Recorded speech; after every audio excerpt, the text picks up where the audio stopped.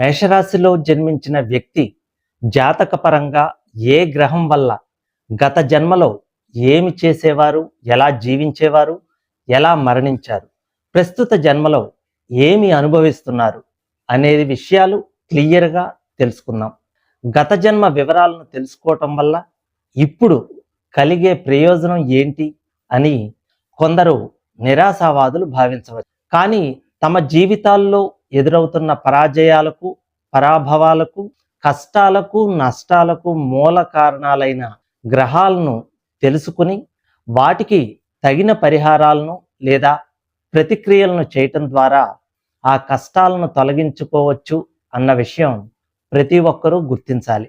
మీ జాతక పరంగా 9 గ్రహాలకు సంబంధించిన గత జన్మ వివరాలు తెలియజేస్తాను.